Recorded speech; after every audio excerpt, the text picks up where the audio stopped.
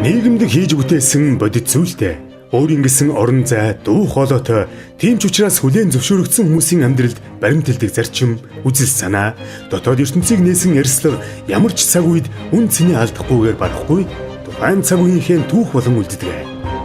Чухам ийм үн цэнтэй ярилцлагуудыг төвөрлөж эмгэтгсэн Гранд хүмүүс номыг 2012 онд Гранд сэтгүүлийн эрхлэгч, сэтгүүлч Уран Чимэг уншигчдын хүртэл болгож байсан бол энэ удаад 2 дахь номоо Цэнхэр оймстууд нэртэйгээр гаргалаа. Антропологч Бөмбөч, төрийн сонирхолд найруулагч Наранбаатар, яруу найрагч Булан,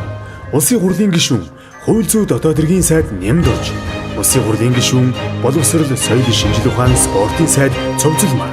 Монгол улсын ерөнхийлөгч Баттулга, философч Батчулуун, түүхч Үрцэбаатар, түүхч Лавг, яруу найрагч Мүүжин, шашин судлаач Янжинсүрэг, Ажигана компани захирал Туул, зохиолч Шүүдэр Цэцэг, эзотерикч Сомаа гэх мэт Монголын урлаг соёл, улс төр, бизнесийн салбарын шилдэгүүдийн ярилцлага Цэнхэр оймстууд номонд багтжээ.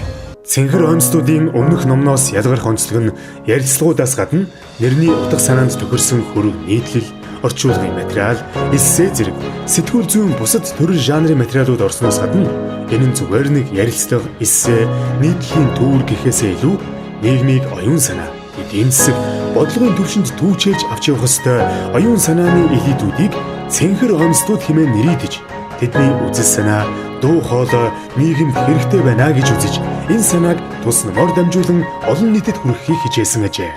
Оюун санааны хязгааргүй ертөнцөөр аялуулж, үзэл бодол, арга туршлагын аргин түүхээс хуваалцах цэнхэр оймстууд таны гарт хүрлээ.